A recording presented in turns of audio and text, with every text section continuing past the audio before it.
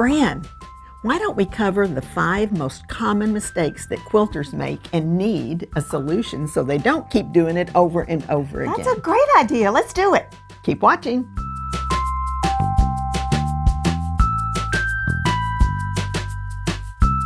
You know, when we just recently did a couple of tutorials and we had lots of our great subscribers making comments that no matter how many years they've been sewing, they have these little things that will crop up from now and then, and they need a solution for it. So I thought that would be a great topic for us to cover. What do you think? I think it's a great idea, and we've got some really specific points here that I think that will come in helpful, whether you are a brand new quilter or you've been quilting for years. That's right. Now, the number one thing that we find is that you want to advance too quickly through the process of practice on simpler patterns and then progressing to a little bit more complicated one. And so we have a pattern selection sheet that's on our website, and this is awesome for, it says a beginner's guide to selecting patterns, but it's good for anyone who feels like they need to practice a little bit more before they advance to the more difficult patterns. And it has every one of the patterns listed there. And I thought it would be fun to start with the very first one, Checkmate. Great idea. So let's look at one of those quilts. This is Checkmate, and Checkmate is super simple. It's probably one of the simplest ones that we have because it's done as a row quilt. This is basically the width of the fabric, and it's just trimmed down a little bit. And then you make a 4 patch here and put the 4 patches together, and voila, you have a quilt. So let's put that up on the table, and we will talk about the fabric. Let me swap that with you, Fran. And this is the fabric that we chose for this particular quilt. And this is called Love Blossoms. And if you've watched us for any time at all, you know how excited I get over fabric that has words, because I say it with the quilt. Yep, it's perfect. And it says you all over it. It is. This is definitely me. I say often that my middle name is Pollyanna because I'm a very positive, upbeat sort of a person. You are. And so this one has all these wonderful words like compassion and a kindness. And this word right here, it's upside down, I know, but it says practice. Oh. And that's one of the most important things you do is don't insist that you are perfect from the beginning. You need to be able to practice and have some compassion for yourself. Absolutely. All right, so this is the focus fabric. We usually say put the fabric that you want to see the most of. That's the reason we call it focus, because that's going to go in the number 1 spot of your 3-yard quilt. And then you have 2 remaining fabrics. You pick a light and a dark, and you compare those two. You take this one out of the equation completely. Now, this one has your 4 patch made with those other 2 colors. The kit number is 8021830, Love Blossoms. Checkmate is the pattern, and it's in the book Quilts for Kids. Now, this does have the Donna's Pick backing if you want the ease of having us select it for you. Oh, can we see the backing? Oh, I was going to keep that a surprise. No, of course you can see the backing. Ooh, love that choice. We just continued those words. They're all written right across this. I love Isn't that cool? And that turquoise is such a great pop with that as well. Yeah, I'm really. going to pick Donna's Pick backing. Yeah, we really try to do that. Now let's talk about reading the patterns, okay? And I want to mention something too. I know we talk about practice, but I also think this is just a great quilt if you need something that's really fast, and it's also a very generous size 3-yard quilt. So it's something that you could put together really quick if you need a gift for someone. And it really works well with children's fabrics if you need a kid's quilt, or if you have somebody that's a little bit taller, because this is one of the longest quilt patterns that we have. That's awesome. You're able to utilize the fabric well. Now, this is our pattern, and I wanted to just point out, if you're looking for a simple pattern, a 3-yard quilt will do it, and all of our patterns are written the same. So we have the cutting instructions in a box, so it's real easy to follow, and then we have every one of the terms that are written, like strip assembly. If it's bolded, it's referring back to one of our diagrams. Oh, that's awesome. And you know what else? We actually have Let me just check that here. We have a free goodie sheet on our website that goes through all of our 3-yard terminology. So that's also a great cheat sheet. So if you need to go as a reminder and say, okay, what is a strip assembly? There's a great explanation and definition on this sheet on our website. That is very helpful. I can remember when I was learning how to sew, there were times that I would run across the terminology that was just like Greek to me. I didn't have a clue what it was talking about. And we were telling you that it was in the book. Why don't you show us that too, Fran? So at the beginning of all of our books, now let me just mention this is our 3-yard Quilts for Kids book. This does have 8 patterns, but in front of all of our books, the very beginning there is a tips and tricks section. Good point. And this will step through all of the in-depth explanations of what things mean and how to be very successful in your quilt. I highly encourage you to read through this if you haven't done it in any of our books yet. It really is just super helpful. So if you ever get stumped in a pattern, you can refer back to this to see if we've got a further explanation. Yes. Well, I think this was fun. Yeah, this All is great. right. So pick the right pattern is solution number 1. Absolutely. And what is our next solution? Well, after you get through reading through your pattern, then you're going to have to start cutting. True. And you know, that's a tricky part. We got to make sure we do that right. It makes the most important part after picking a pattern is how you cut it out. So let's check that out. Now what we're going to do is show everyone some little tricks on how to get very accurate cutting. That's a really important thing when it comes to quilting. It definitely is. Now, believe it or not, the very first thing you want to do when you cut is to double check your pattern. So in this case, we're going to be cutting our strip assembly strips for this quilt. So I want to go and check. I'm using a fabric number 2 and double check the width of the strip that I'm going to be cutting. Okay. And you know what they say, Measure twice. cut once? Yes, that's what we're going Can't to do it the other way around. We're going to measure twice and check our pattern twice. Okay. So we've done that, and of course that's here in the gray box. So I'll be cutting 4.5-inch strips. Now I have straightened the edge on this, our piece of fabric. We are going with the fabric, which basically is selvage to selvage, because this is folded in half. Right. And I am going to line up my 4.5-inch line on the edge of my fabric, my ruler line to the edge of the fabric. If you're cutting a lot of strips and it's helpful for you, sometimes I will do this as well. As I'll put a little piece of tape on my ruler just to remind me on both ends, this is where I'm cutting. Don't accidentally get it 4 or 5. Yes, very important. Okay. Now, does this line matter at all? Actually, it does. So I not only line up my line here on my ruler, I also line it up down here on the fold. Okay. Okay. Now, as part of the pressing, we did make sure this was nice and straight. Yes, Okay. and trimmed the edge off too. Yes, we did. So we've already done that part. So, okay, 3 different cutting methods I want to show you. The first is the method that I mostly use, and we kind of call that the spider walk method. And what I do is I kind of spread out my hands. I always hang my little pinky off the edge. To me, that kind of holds the ruler for me, and it also makes me aware of where my other fingers are, so I'm not accidentally in the cut line. Very good. Okay, take the safety off your ruler or your rotary cutter, and then we're going to cut, and then I'm going to walk my fingers. This whole time, I'm also keeping an eye on that line of the ruler. Put your safety back on your rotary cutter, and there's our first 4.5-inch strip. Awesome. All right, I'm going to hand that to you. Now, a couple of other methods. We're going to line our ruler back up the exact same way. And Mom, I know you coined the phrase on this method.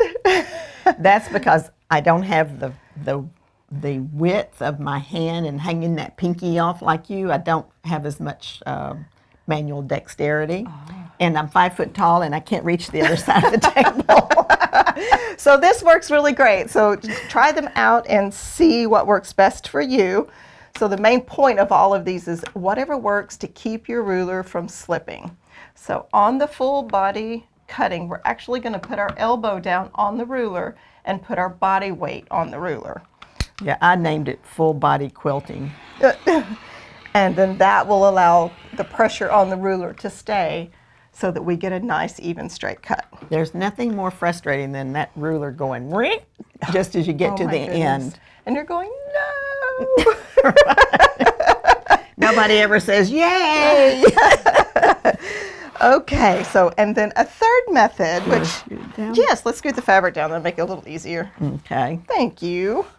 All right. And that's another thing. Make sure that you're over close to the edge of the table, because if you start up here, you really can't my reach the goodness, other half. That is such a good point. And if you can't reach that side, it's going to make it very difficult. And make sure you have a ruler that is the full length of your fabric, and you're not having to shift your ruler. That also makes a difference. Okay, so this particular method, you know, it's not for this kind of, or this kind of, we're actually going to just set this weight.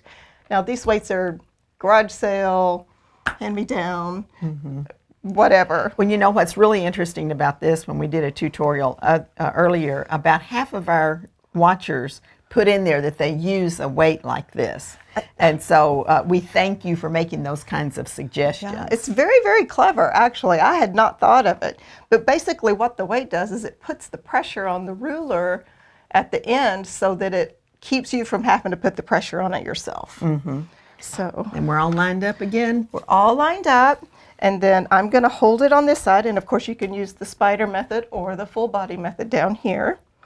And then we can just cut. And as you see, that weight holds the ruler down so that it doesn't shift. That is an awesome tip. I love and I it. might even try that more than the full body quilting. And so here is our third strip assembly strip. Okay. And once you get all of your, each one of the items cut, in this case it was 3 4.5-inch strips, then it's time to organize those. I'm going to let you take that away. And the way that I like to organize is to have Ziploc baggies and a pen and some paper. And one of the reasons is, like, I was teaching a class one time and there were 1.5 and 2-inch strips. And if you ever go to a quilting retreat, you know what happens. You cut all your pieces and you're sitting there chit-chatting with your neighbor. And you put them around your neck. That's right. And you put them over your shoulder and things like that. But I had more than one person in that class accidentally take the 2.5 and sew it to the next step instead of the 1.5. So it's good to do this. So you can take a piece of paper, and we're going to refer back to our pattern here. So we were cutting fabric number 2. So we put fabric number 2, and that way you don't have to worry about this. You can just keep on sewing.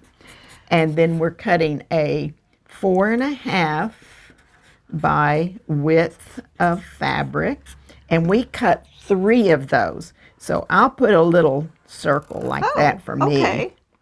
That always tells me to pay attention to how many. Okay. And that's 4.5 by width of fabric. And I also like to put down what it is. Okay. So strip assembly.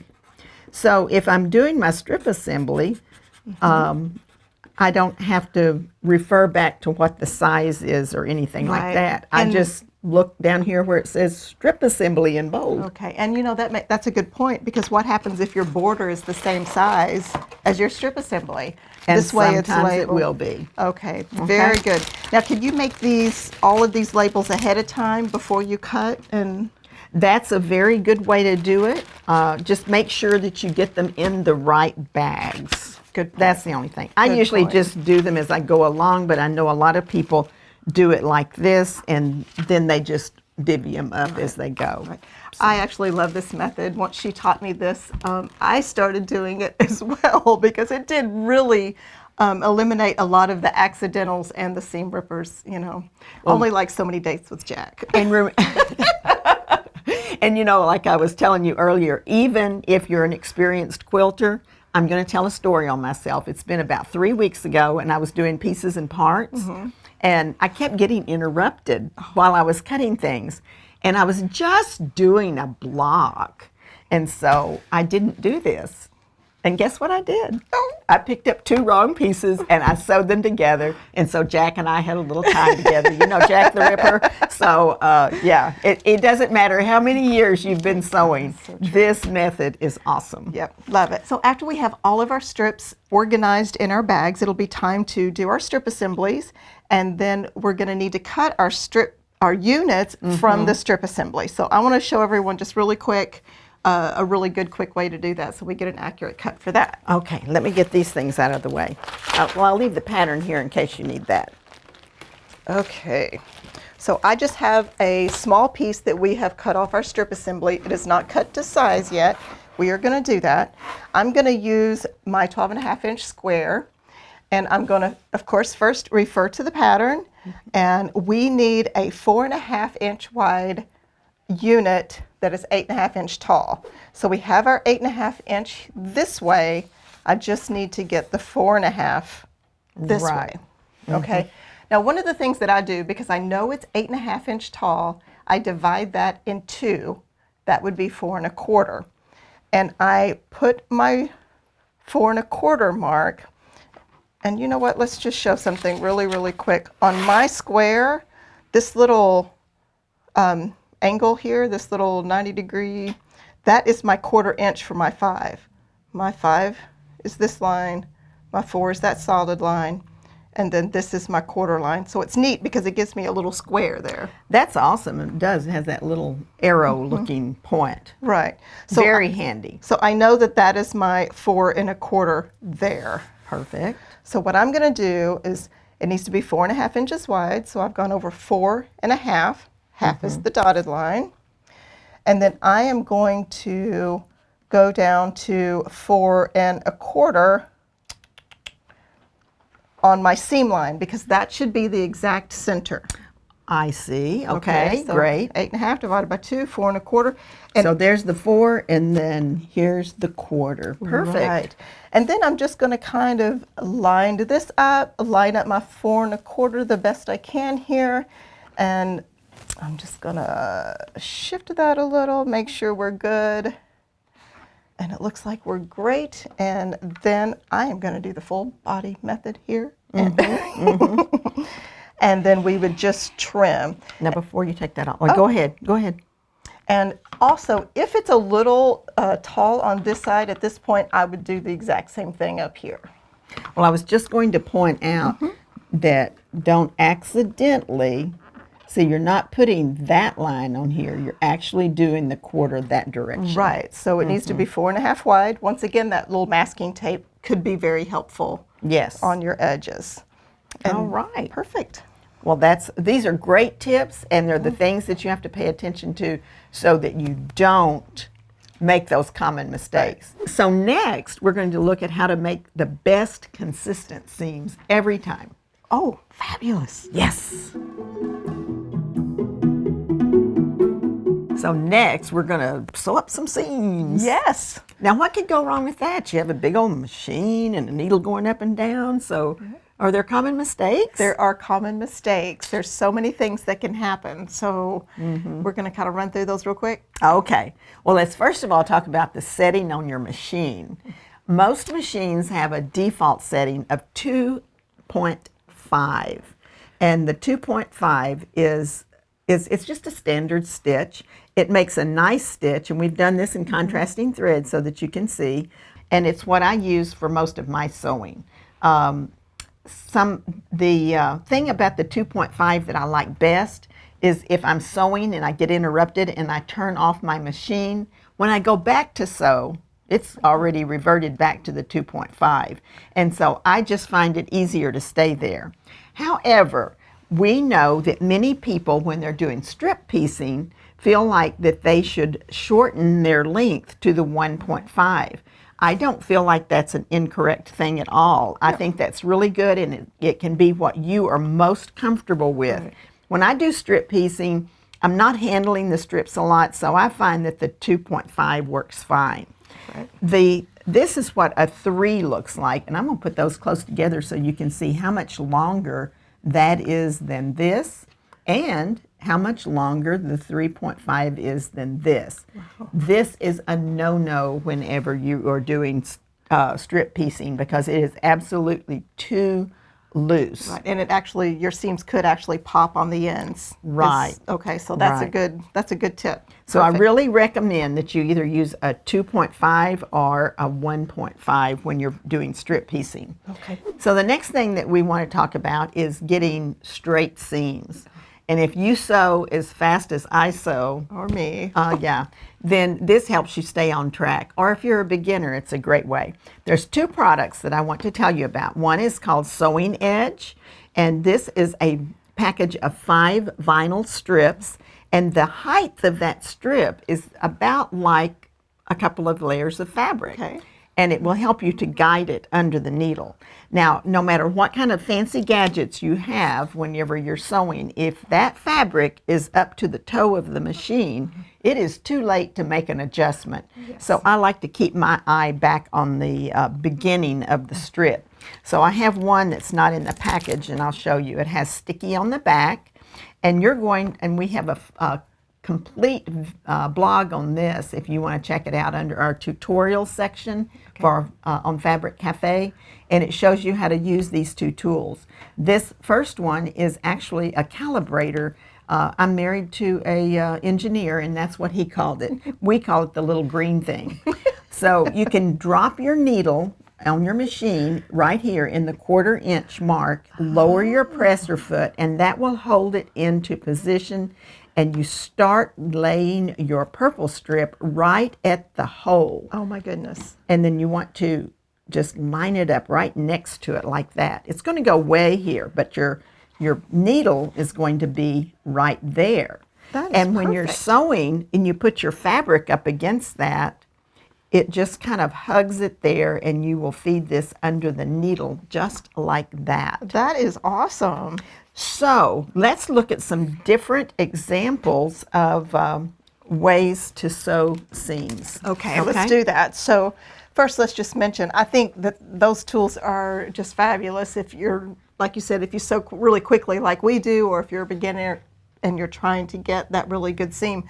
Because no matter how well you cut, if the seam is not right, it's still going to be off. That's right. So that's really great. So we have a couple of examples here of different seams and different common problems that we have seen as we have taught classes and different people.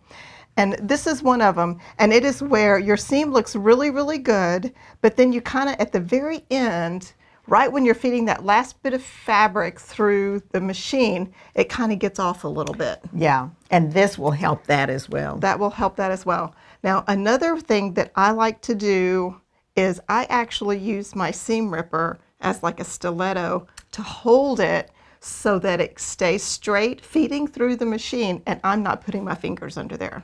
And you know, for me, it's almost like you're getting down to the finish line, and rather than slowing down, you have another burst of energy, and you want to run it right through there. And you speed through the yellow lights, don't you? Well, no. Oh. It's kind of that concept. Right. So do slow down when you get there to the end. Don't try to speed it up because you're so excited that you finished that seam. Yeah, that is a good point. Yeah. I am guilty of that as well. Now, another common mistake that we have seen is just the inconsistent seam line. And as you can see, it gets a little skinnier here, then it gets a little wider here, and then skinny here.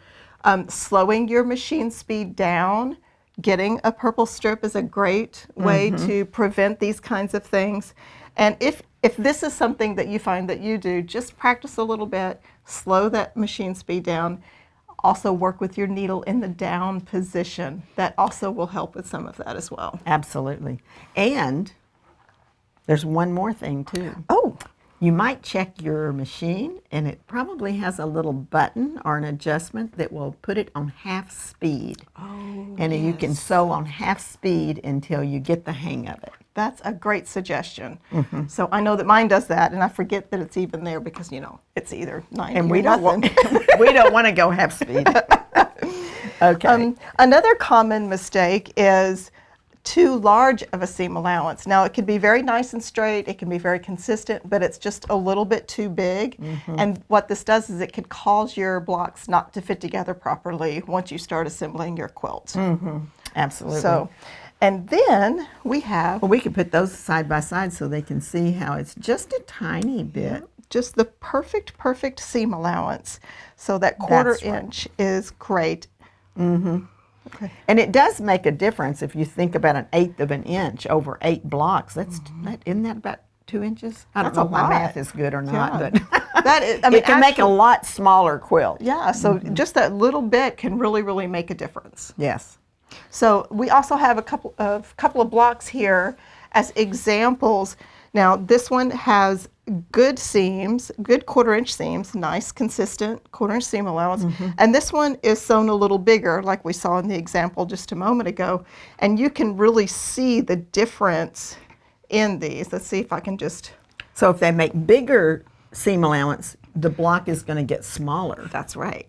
That's right. So if you were to put these on top of each other, and I think you can see that, it really does. We're even down here, Oh, wow, look. but really a lot of difference up here. So that is going to make a difference. Now, also want to stress it needs to be consistent throughout your project so that your pieces do fit together well. Well, sometimes you hear about what do they call it? The smaller quarter inch? A scant quarter inch. Oh, sorry, that was just a little momentary block. The scant quarter inch, and that's just 1 stitch less. So if you were to have your needle bumped over 1 stitch, it would be would be a scant quarter inch. It's just a tiny little bit difference. And it doesn't matter whether you do a scant quarter inch or a quarter inch, as long as you are consistent. And the purpose of the scant quarter inch, in a lot of experts' opinion, is to allow for that little bit of a bump you get whenever you press your seams open. It just gives you a little bit for your seam to be pressed. Yeah, perfect. Okay? So- So what's up next? Pressing. Oh, when you press your seams. All right. Okay, so let's look at pressing. Now, this is a very important step. Now, we said that on every one of the steps, but this one is very important too. Yes. Because probably right next to getting those perfect seams is making sure that you press your pieces and parts and quilt tops all along the way. You should always press your fabric whenever you take it out of the packaging, whatever it is. If it's one of ours, we folded it up nice and neat, but just being folded, it gets a little bump. And it's good if you press your fabric and use a little best press to put a little more body in it whenever you first start off. Then after you've finished your strip assembly pieces, you'll want to press those. And if you press to the dark side, now we've had a lot of that controversy over is it pressed to the dark side or is it pressed your seams open? And a lot of it is a personal preference. So what we're going to show you is when you make your strip assemblies, the first thing that you want to do is set your seams. And you do that simply by just putting your iron on it, and it causes the fabrics to relax, and it also causes the stitches to kind of lock together. Okay. So that makes it even better for these strip assembly units that we've cut. Now what I like to do is after I set the seams, I want to open up the piece, and it's called playing the piano. It's a super simple thing. You just kind of press away slightly and you kind of play the piano on it. Now, I know it might seem that it wouldn't make any difference, but once I learned this little technique, I was amazed at how much better it worked. And you'll just take your iron at that point, and you're going to put it over here and just lightly push away from yourself. You're not doing a lot of pressing. You're not pressing down with your iron. You're letting it kind of glide over that. Okay. And you can see that it looks good, but I like to then take it and I like to put some best press on that as well, because best press just kind of adds a little bit of more body to the piece. So we're going to put this down again, and once again, we're not pushing down with the iron, but we're going to go ahead and let that set. And you can see how nice and flat that is. It is. This is one that we pressed and we did not play the piano on it. Wow. And we did not use best press on it. So you Wow. can see those two things are very, very important. And you don't want these to have little tucks in them. And by putting your dark on the top, playing your piano here, and pressing this way, it puts the seams going to the dark side. It looks amazing. I know whenever I press a lot of my seams, I like them to be extra crispy, I guess that's the right word. And it just kind of helps whenever you go to put all your blocks together too, because then they're really precise and you can really see it. Yes, it'll help that they'll just lock together really nicely whenever you start Yes. nesting your seams. Absolutely. So I hope that you found some great solutions to those common issues that we seamstresses have. Yes. And we wanted to let you know that there will not be a video on Thursday, Thanksgiving.